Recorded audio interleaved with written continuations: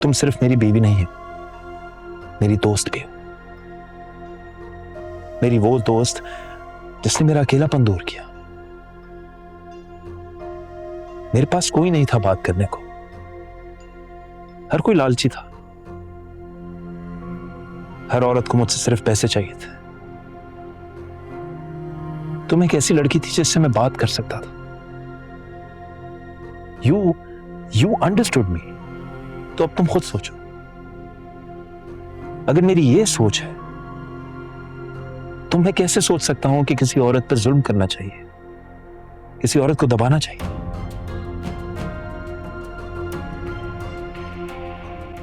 एक तो वो और एक मेरे घर वाले। बता, पापा भी जब जिंदा थे ना, मुझे बहुत डांटते थे। वो कहते थे कि मैं खुद सर हूं, जिद्दी हूं, बदतमीज हूं, अपनी मनमानी करती हूँ हमेशा। उन्होंने कभी मुझे बैठ के ये नहीं पूछा कि मैं किस लिए इतनी परेशान हूं। हमारे इतने प्रॉब्लम्स थे, लेकिन उन्होंने कभी वो सॉल्व करने की कोशिश नहीं की।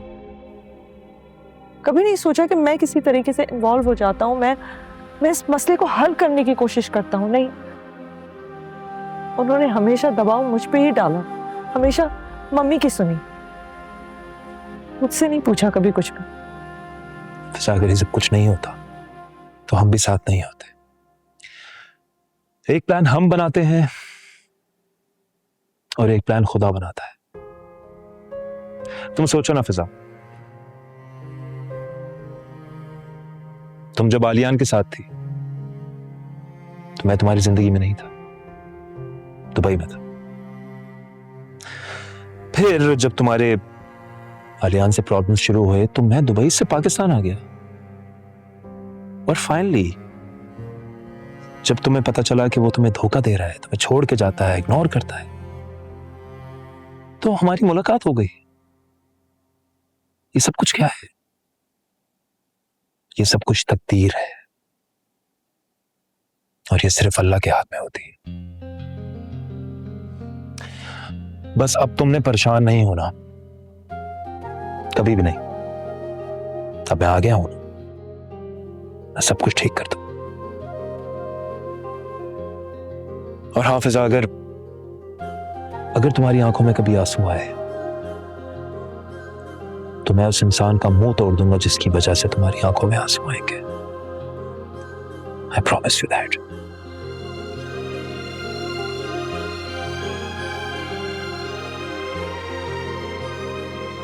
कॉफी पी लो, ठंडी हो रही है।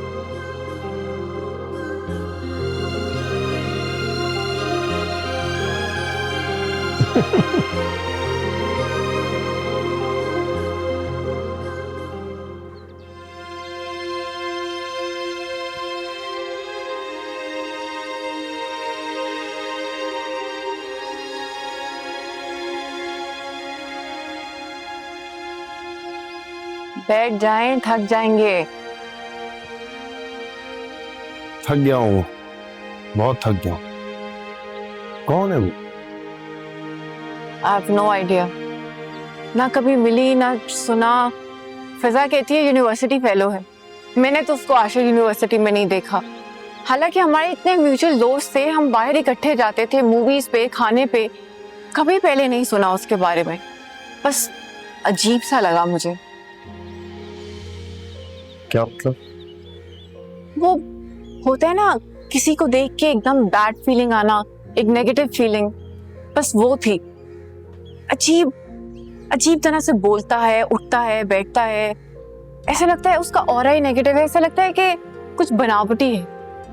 उसके बारे में कुछ सही नहीं लगता मुझे तो, बल्कि फिजा के लिए अब घबराहट होना शुरू हो गई। और यहाँ तक कि मुझे लगता है कि खुला के पेपर्स भी ना उसी ने भिजवाए। फिजा को भड़काया भी उसी ने।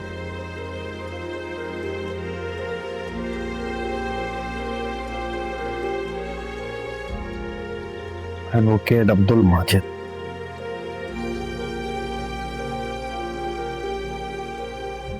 कौन है ये?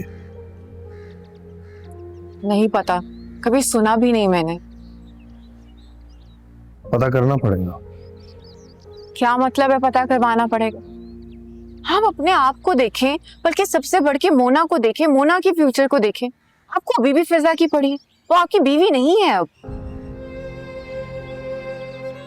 सोमी, ठीक है, मेरा फिजा से कोई ताल्लुक नहीं है, मुझे उसे भूल जाना चाहिए, लेकिन मैं ऐसा नहीं कर सकता। ये हकीकत है, मैंने उसे मोहब्बत की थी और कभी कभी लगता है कि मैं अपने दिल से मोहब्बत कभी निकाल नहीं पाऊंगा। मुझे सब याद है, उसकी बातें, उसकी नफरतें, कुछ नहीं भूला।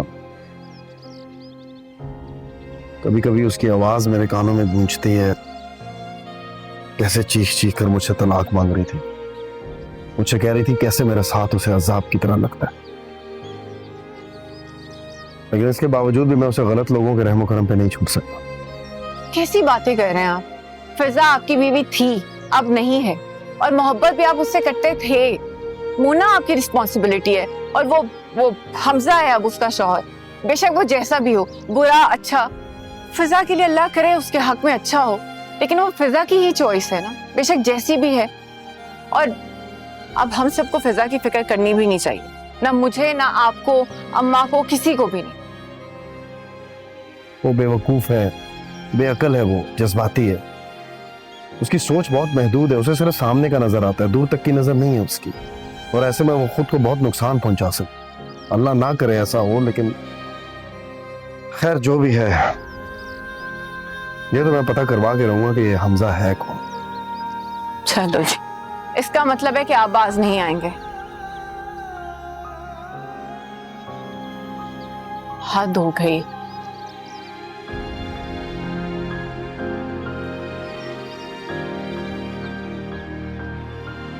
अब्दुल माजिद एडवोकेट 2 नंबर का वकील है। सारे चीटिंग के केस वही लेता है, अपने मौकिलों को भी चीट करता है। इसी प्रैक्टिस में उसको 2 साल हो गए, और इन सालों में उसने इतना कुछ बना लिया है कि इनकम टैक्स वाले भी उसके पीछे लग गए। मुझे सब में कोई इंटरेस्ट नहीं है, मुझे ये बताओ ये अब्दुल माजिद क्या चीज है? आलियान, मैंने तुम्हें बताया है ना कि वो 2 नंबर का वकील है, झूठी गवाहियां पेश करता है, झूठे केस लेता है, और यहाँ तक के जमानत के जो मंचकले कोर्ट में जमा कराए जाते हैं वो उसके पेपर्स भी 2 नंबर बना करके पेश करता है। मतलब वो हर 2 नंबर काम करता है, उसकी कोई इज्जत नहीं है, गरीबों को फांसता है और जाहिलों को, उन्हीं के केसेस से उसका काम चलता है।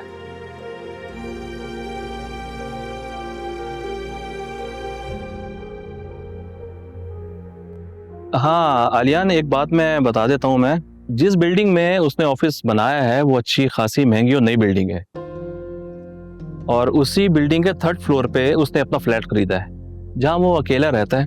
माँ बाप कराची में है नहीं, शादी उसने की नहीं है। हाँ, एक आदमी उसके साथ रह रहा है जो गालिबन बाहर से आया है। कौन? हमजा नाम है उसका। तकरीबन 6-7 माह से उसके साथ ही रह रहा है, लेकिन आजकल माजिद अकेले ही रह रहा है। ताहिर, तुम मेरे लीगल एडवाइजर ही नहीं, मेरे दोस्त भी हो, यू नो दैट। तुमसे कुछ कहने लगा हूं, ये जो हमजा है इसके बारे में इंफॉर्मेशन मिल सकती है? बिल्कुल मिल सकती है, लेकिन उसमें टाइम लगेगा। कितना वक्त? तकरीबन इसमें 1 हफ्ता भी लग सकता है, या फिर 1 महीना भी। ठीक है, तुम अपना काम करो, जैसे मालूमात मिलती है मुझे बताओ। मैं बिल्कुल बताता हूँ। I want to know everything about him. वो कहाँ था, क्या कर रहा था, अब कहाँ है, क्या कर रहा है, उसके क्या इरादे हैं, ईच एंड एवरीथिंग। ठीक है, और कुछ नहीं, थैंक यू। आलियान, एक बात पूछूं, तुम्हें इन दोनों में इतना इंटरेस्ट क्यों पैदा हो रहा है? कुछ खास मामला तो बताओ। मामला तो खास है, बताऊंगा बाद में। फिलहाल ये बताओ, कॉफी पियोगे? बिल्कुल पियेंगे, तुम्हारे ऑफिस में मैं काम कम और कॉफी पीने ज्यादा आता हूँ। मंगवा ले। 2 कॉफी भिजवाई।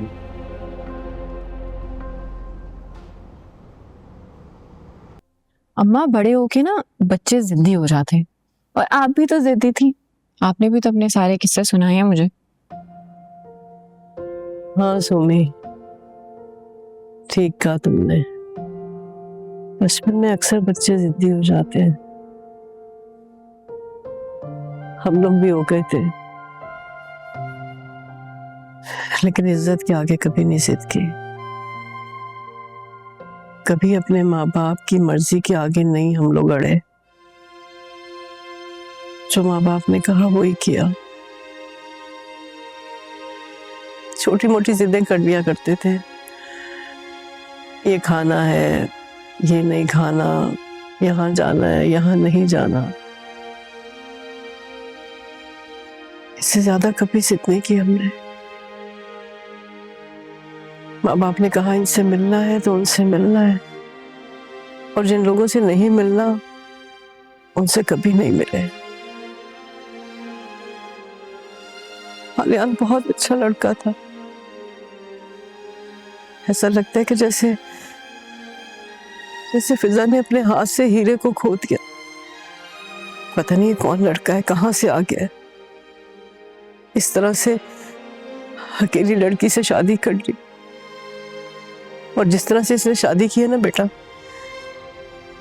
ऐसी लड़कियों की मर्द बिल्कुल भी इज्जत नहीं करते।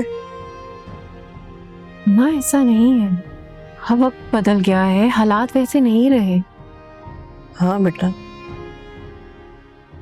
जैसे हालात ने तुम्हें मजबूर कर दिया था झूठ बोलने के लिए, हालात कैसे भी हो, कोई भी किसी को झूठ बोलने पे मजबूर नहीं कर सकता, जब तक इंसान खुद झूठ बोलना ना चाहे। अब देखो ना, जो झूठ की फसल तुमने बोई थी, न जाने किस किस को काटनी पड़ेगी। लेकिन अम्मा, आपको तो पता है कि मैंने तो किसी के भले के लिए झूठ बोला। झूठ झूठ होता है सुमी, और उसका नतीजा तुम देख चुकी हो। कुछ नहीं, वो कह रही थी कि रजा जब ऑफिस जाएगा तो पीछे से घर संभाल कर आ जाएंगी। ये कब तक ऐसे चलेगा? कब तक वो अपना घर छोड़ के यहाँ आकर रहेगी? ये अकेलापन बहुत बुरी चीज है, मुझसे रहा नहीं जाता इस तरह से। तो अम्मा, आप पुप्पो से कह देना कि आप अकेली नहीं हैं, मैं हूँ आपके साथ यहाँ पे। वो रोज रोज तो अपना घर छोड़ के नहीं आ सकती ना। रजा का ऑफिस है, उनका अपना घर है, आसान थोड़ी है उनके लिए। आप उनको मना करते। मैं कहाँ कहती हूँ उससे, खुद ही आ जाती है वो।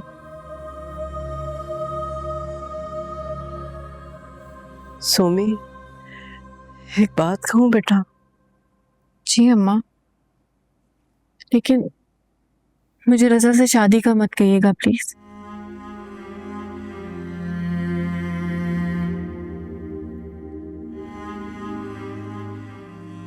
मुझे नींद आ रही है, सोना है मुझे। अम्मा, किसी चीज की जरूरत है? आपको ला दूं मैं नीचे से? नहीं, कुछ नहीं चाहिए मुझे।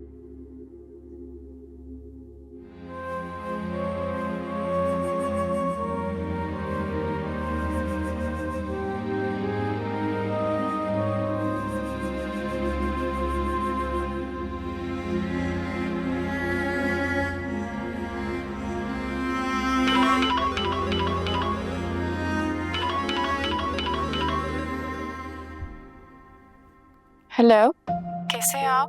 ठीक हूँ, तुम कैसी हो? आंटी की तबीयत कैसी? जी, अम्मा भी ठीक है। आज आपकी तारीफ कर रही थी। अच्छा, फिजा की को खबर? नहीं, कुछ खास नहीं। अम्मा को कॉल आई थी, अम्मा से ही बात हुई, मेरे से तो ऑब्वियसली नहीं हुई। अम्मा कुछ खास खुश नहीं थी, फोन फिर बंद हो गया। मोना कैसी है? खुश है, काफी हद तक संभल गई उसकी रूटीन, ठीक है। माँ को कम याद करके रोती है। तुम्हारा पूछती है? हाँ, आप लोगों की तरफ आए हुए भी काफी दिन हो गए हैं। कल मैं कोशिश करती हूँ कि ऑफिस से वापसी पे आ जाऊं। मेरा भी मोना को मिलने को बहुत दिल कर रहा था। सुनो, अगर आ सको तो सुबह आ जाना, उसे स्कूल छोड़ देना, मुझे जरा देर से ऑफिस जाना है।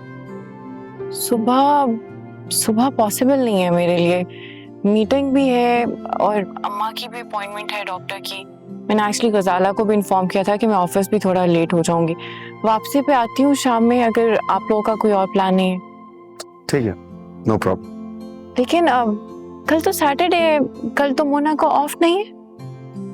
ओह माय गॉड, देखो भूल गया, मेरे जहन में ही नहीं था। अच्छा हुआ तुमने याद करा दिया। ठीक है, फिर कल शाम में आ जाना। ओके। हाँ, कई दिन हो गए आप लोगों की तरफ आए हुए, मोना से मिले हुए।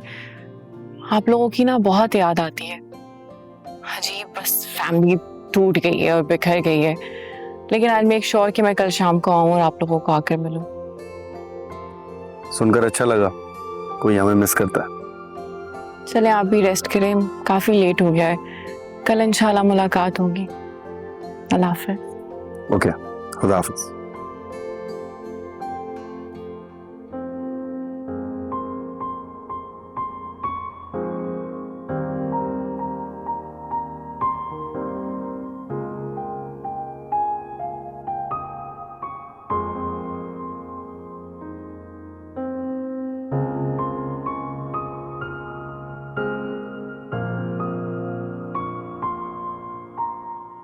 आलियान बेटा, जी बेबी जान। मुझे तुमसे कुछ जरूरी बात करनी है। खैरियत? बेटा, मसला यह है कि मेरी भांजी है, उसकी बेटी की शादी है, तो वो कह रही थी कि 8-10 दिन के लिए आ जाएं आप। अब समझ में नहीं आ रहा क्या करूं। बाद में मुन्ना को कौन देखेगा। कब जाना चाहती हैं? मेरा मतलब शादी कब? अभी तो 8-10 दिन है। अगर तुम इजाजत दोगे और अगर मुन्ना की छुट्टियां होती तो मैं मुन्ना को भी साथ ले जाती।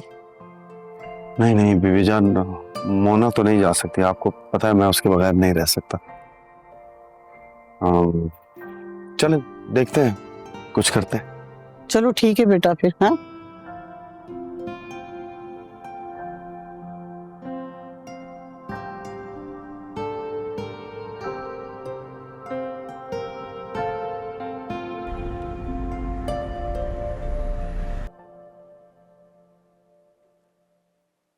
मामा, मामी की तरफ जा रही हैं क्या?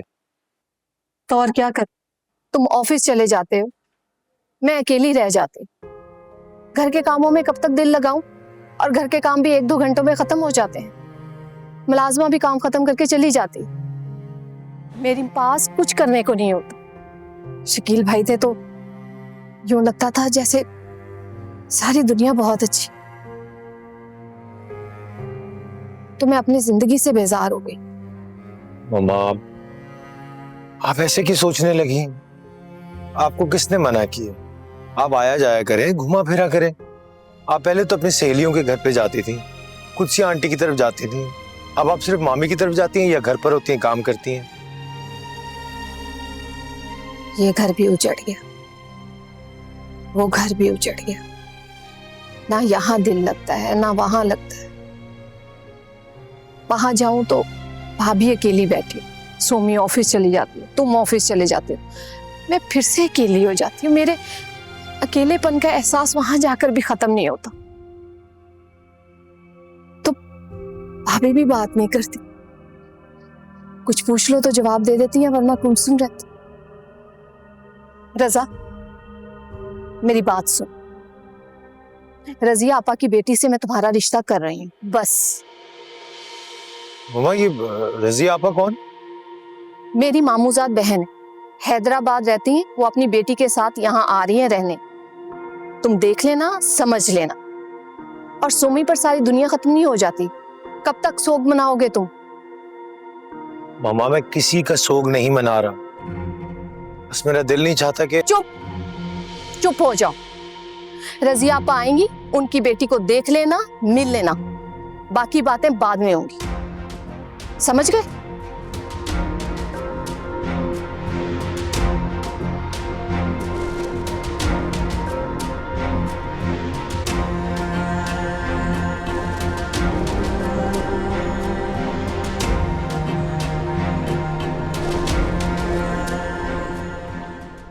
आज शाम को रेडी रहिएगा, सोमी आंटी आ रही हैं आपसे मिलने। जबरदस्त पापा, मैं आपको यही कहने वाली थी। कि सोमी आंटी को भी बुला लें, बहुत दिन हो गए उनसे मिले हुए। मेरी जान बिल्कुल आ रही है आपसे मिलने वो। कल मैं उन्हें बता रहा था कि मोना आपको बहुत मिस कर रही है। आप उन्हें बता दिएगा कि मैं उन्हें बहुत मिस कर रही हूँ। यही बताया है मैंने, इसलिए सीधा ऑफिस से यहाँ आ रही। आप कब आएंगे? जल्दी आ जाओ, अगर देर से आया तो आपको पता चल जाएगा ना, है ना? ठीक है, मैं चलता हूँ। ओके, खुदा हाफिज। खुदा हाफिज। आलियान, नाश्ता नहीं करोगे? नहीं बीबी जान, दिल नहीं कर रहा है। सुने, शाम में खाने का कुछ कर लीजिएगा, सोमी आएगी। बीबी जान, अच्छा सा खाना बनाइएगा पापा और आंटी के लिए। इंशाल्लाह जरूर। खुदा हाफिज। खुदा हाफिज। चलो भाई, तुम्हारे तो मजे आ गए आज। तुम्हारी सोमी आंटी जो आ रही है ना? हाँ।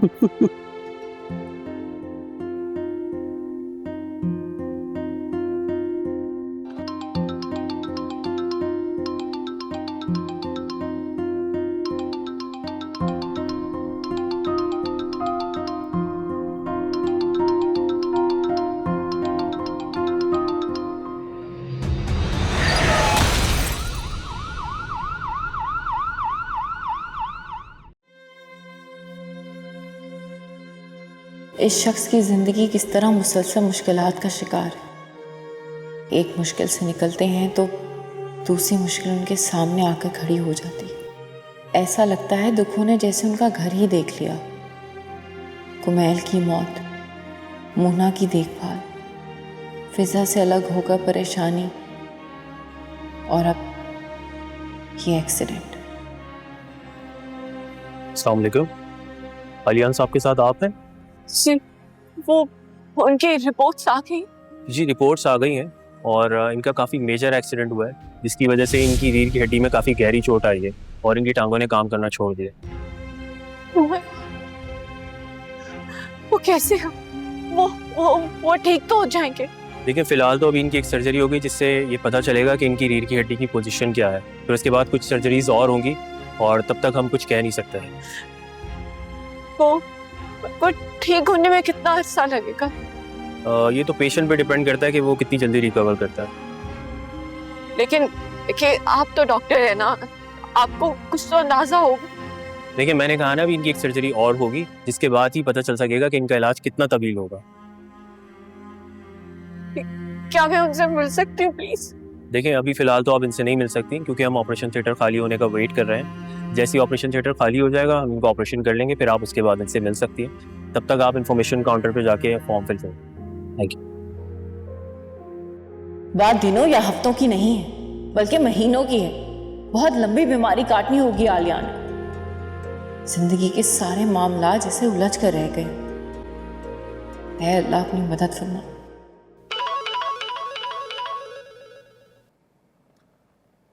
हाँ फिजा। हाँ रजा, कहाँ हो तुम? मुझे कुछ काम है तुमसे। फिजा, मैं हॉस्पिटल जा रहा हूँ। हॉस्पिटल क्यों? सब ठीक तो है? हाँ, वो आलियान भाई का एक्सीडेंट हो गया। क्या? आलियान का? कैसे? वो इज एवरीथिंग ओके? वो ठीक तो है? यार देखो, तुम सारी तफसील मुझसे यहीं पे ही ले रही हो, मैं गाड़ी चला रहा हूँ। तुम ऐसा करो, हॉस्पिटल आ जाओ, वहीं आके तफसील ले लेना। नहीं रजा, मैं इस तरह हॉस्पिटल मुनासिब नहीं लगेगा। देखो फिजा, इख्तलाफात अपनी जगह, लेकिन आगे तुम्हारी मर्जी। अच्छा, मैं हमजा से बात करूंगी, अगर वो इजाज़त देगा तो फिर I'll think about it. अच्छा ठीक है, अगर आना हुआ मुझे बता देना, मैं लेने के लिए आ जाऊंगा। ओके? हाँ okay, bye. Okay bye.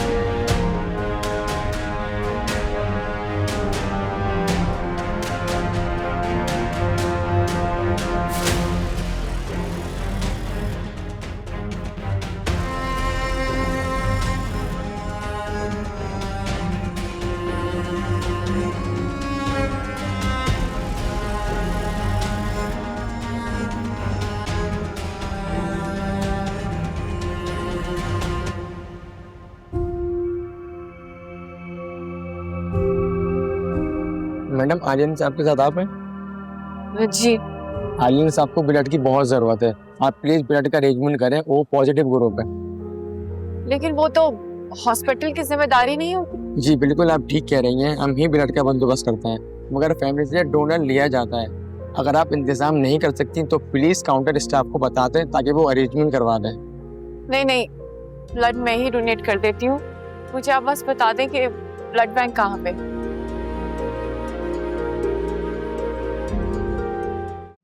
Somi, वो आलियान भाई कैसे हैं?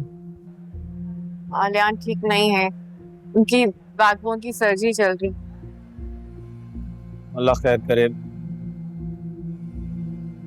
ये क्या हुआ है तुम्हें? हाँ, वो आलियान को ब्लड डोनेट किया है। तो तुमने ब्लड डोनेट किया? अरे इन लोगों ने लड़की से कैसे ब्लड डोनेट करवा लिया?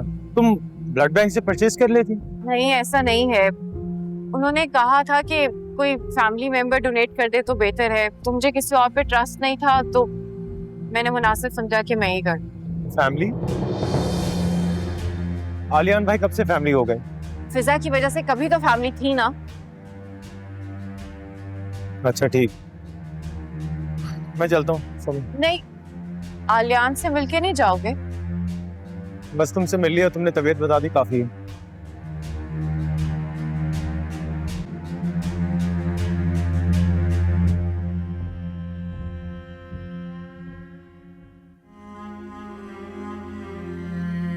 कैसा फील कर रहे हो?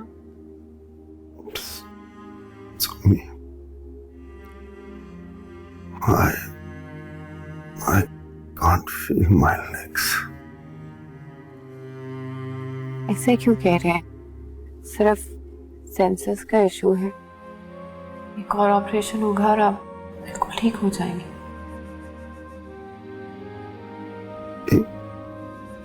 एक और ऑपरेशन? हाँ, वो डॉक्टर्स कह रहे थे छोटा सा ऑपरेशन और। कोई फायदा नहीं। आपको कैसे पता कोई फायदा नहीं? आप डॉक्टर थोड़ी। मैं जानता, कुछ नहीं जानते आप।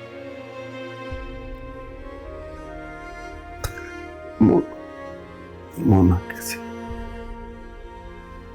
मोना बिल्कुल ठीक है, आप फिक्र नहीं करें, मैं सब संभाल लूंगी।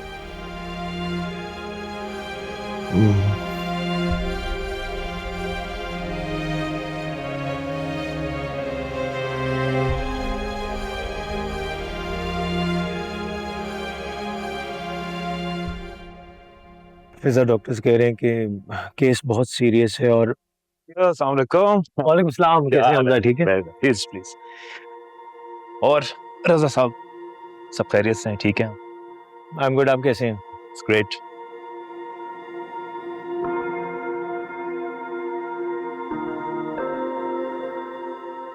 रजा, इज एवरीथिंग ऑलराइट?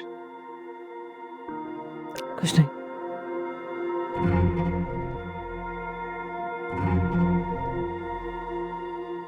लग नहीं रहा, कोई बात है तो बताओ। नहीं नहीं, सब ठीक है। हमजा, मैं बताता हूँ। वो आलियान भाई का एक्सीडेंट हो गया है, कंडीशन बहुत सीरियस है, बैकबोन में बहुत सीरियस इंजरी आई है। ओह अच्छा, ये परेशानी है फिजा को। तो फिर क्या करें फिजा, इसका कैसे हल करें इसको? वैसे मुझे लेने के लिए आया। कहीं जा रही हो तुम? हॉस्पिटल। हॉस्पिटल? क्या आलियान से मिल। क्या बोल रही हो तुम? किससे मिलने जा रही हैं आप? क्या हो गया हमजा? बताया ना, आलियान से। तो तुम क्यों जाओगी उससे मिलने के लिए अगर एक्सीडेंट हुआ है तो? वो अगर मर भी जाए ना तो मैडम आप भी जाएंगी उससे मिलने के लिए? तुम्हारा क्या ताल्लुक है उसके साथ यार? क्या हो गया? मैं गई तो नहीं ना, हम तो सिर्फ अभी डिस्कस ही कर रहे थे। तुम जा भी नहीं सकती हो फिजा। तुम निकलो यहां से, फिर देखो मैं क्या करता हूं तुम्हारे साथ।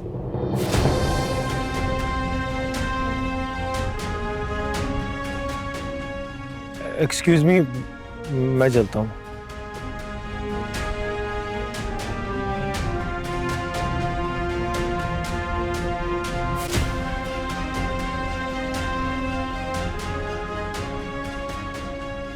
अच्छा,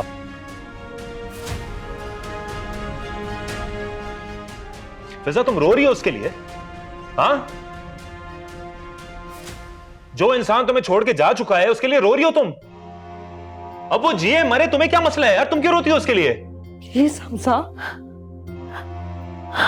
ये जो भी है, ये जो कुछ हो रहा है बेसाख्ता हो रहा है। मैंने एक वक्त गुजारा है ना उस इंसान के साथ। He was a part of my life. Obviously मुझे दुख तो होगा। शर्म आनी चाहिए, दुख नहीं होना चाहिए। तुम मेरी बीवी हो फिजा, मैं तुम्हारा शौहर हूं। तो साफ साफ बेवफाई कर रही हो तुम मेरे साथ यार। क्या हो गया है हमजा? मैं क्यों करूंगी बेवफाई? मैंने छोड़ दिया ना अलियान को। तुम्हें भी यही लगता था ना मुझे उसके साथ नहीं रहना चाहिए? मैंने उसे छोड़ दिया तुम्हारे लिए, तुम बेवफाई कहां से आ गई? तो ये बेवफाई नहीं है तो फिर क्या है फिजा? तुमने मुझे बोला था ना कि वो मेरे लिए मर चुका है, बोला था ना ये बात तुमने। अब तुम उसके लिए मरे जा रही हो यहां पर यार। लानत है मुझ पे, क्यों आया मैं यहां पर? फैक्ट्री में ही मरा हुआ होता मैं। प्लीज मेरी बात सुनो। अब तुम एक काम करो फिजा, उसके लिए रो, आराम से रो लो, दुख मना लो, सर फाड़ लो अपना। जब रो लो ना तो मुझे बता देना, मैं वापस आ जाऊंगा। ओके? हमजा, पास जा रहे, जाओ यार। हमजा,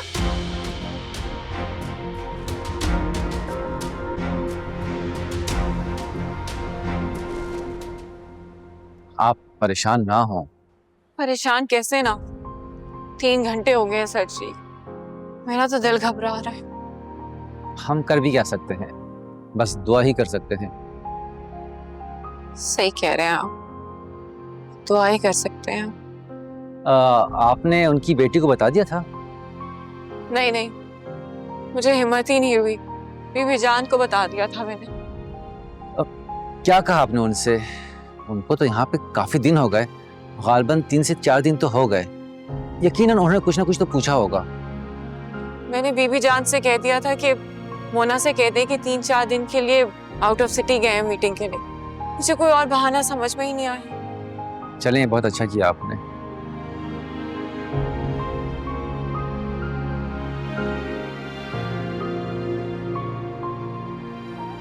यार तू क्यों बेवकूफ जैसी बातें कर रहा है?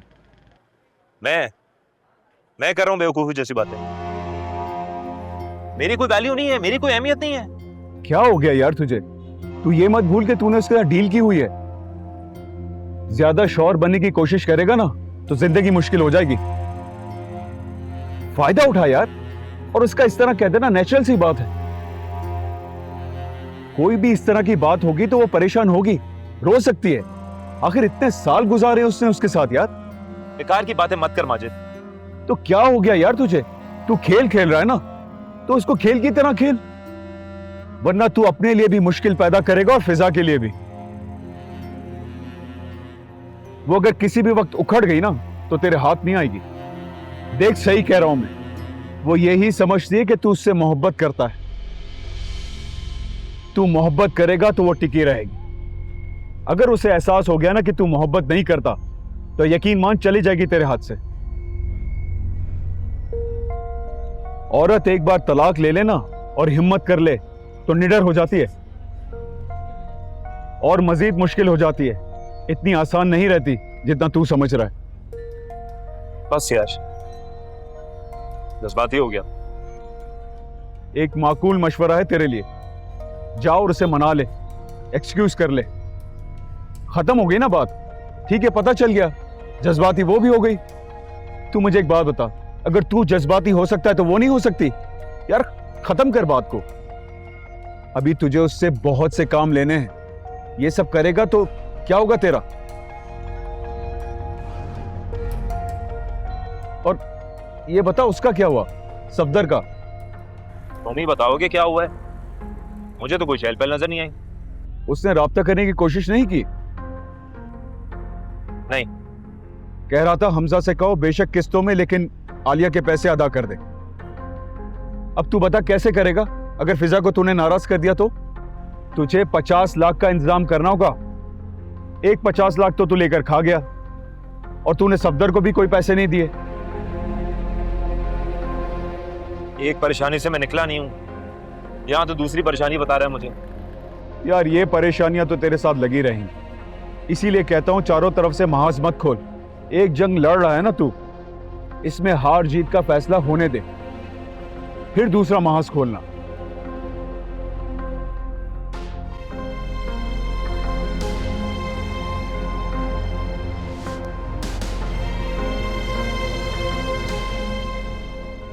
देखिए, I'll get to the point straight away. मेरे पास आपके लिए एक अच्छी खबर है और एक ज्यादा अच्छी खबर नहीं है। आलियान की बैकबोन डैमेज होने से बच गई है, which means कि इनकी बैकबोन में कोई परमानेंट डैमेज नहीं है। And the best part is कि इनकी दोनों टांगे सलामत हैं। और दूसरी बुरी खबर क्या है? दूसरी खबर यह है कि इनकी जो राइट लेग है वो अभी फिलहाल फंक्शनल नहीं है। अब 1-2 प्रोसीजर्स करने होंगे, बट अनफॉर्चुनेटली इनकी जो भी मूवमेंट होगी वो व्हील चेयर पे होगी। इनको व्हील चेयर इस्तेमाल करना पड़ेगा।